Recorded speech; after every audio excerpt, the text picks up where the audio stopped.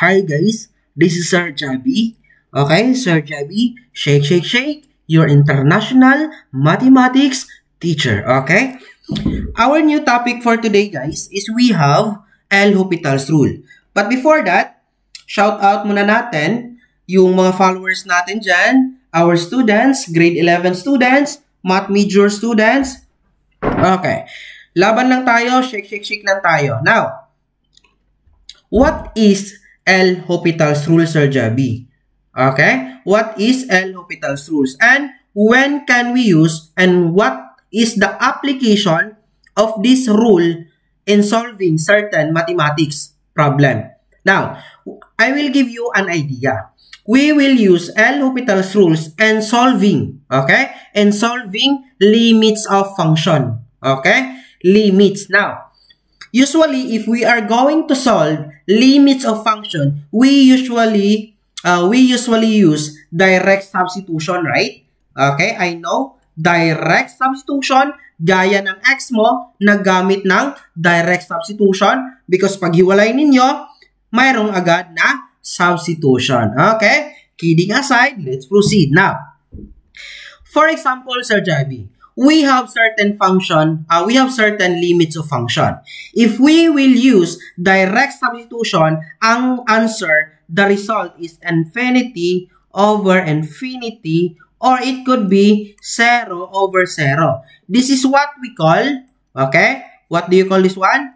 Indeterminate forms, okay? Indeterminate forms where no limits exist, or the limits does not exist in determinate form.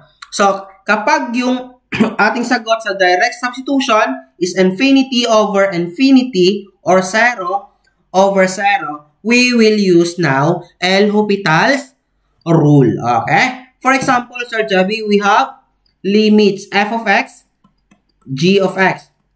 Then what else? As x approaches to certain value of constant key. So, if we are going to substitute key to the function, the answer is infinity or over infinity or 0 over 0. We will get the first derivative of numerator and first derivative of denominator. That is the idea of L'Hopital's rule. Let's give an example for you to understand how it works. Okay, this one. We have limits x cubed minus 7x squared plus 10x over x squared plus x minus 6 as x approaches to 2. Now, usually if we are going to solve this one, we usually use direct substitution, right? So, direct substitution, substitute 2 to the given expression. Minus 7 times 2 squared plus 10 times 2 over 2 squared plus 2 minus 6. If we are going to substitute this, to solve this one, that is 0. This one also is 2 times 2 is 4, plus 2, 4. No, plus 2 is 6, minus 6, 0. So, di ba, pasok sa condition, indeterminate form. So, we will now apply L'Hopital's rule, okay? Okay, we will apply now L'Hopital's rule. Okay? So, it should be limits exist. So, what does it mean? This is our f of x, this is our g of x. Now, we will get the first derivative of our numerator.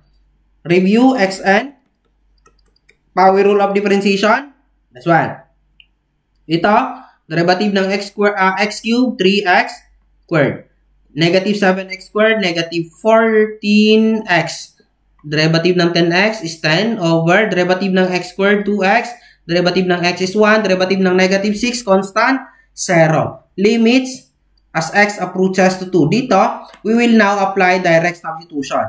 Substitute 2 to the new function. Okay?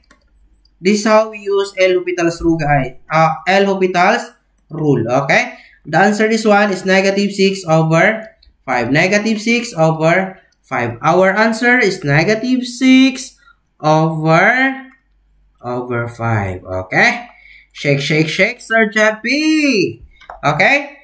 Sa next video natin, let's give another example. We will give another example of L'Hopital's rule. Okay? I hope you have new something na na-learn today from our discussion, shake, shake, shake lang tayo.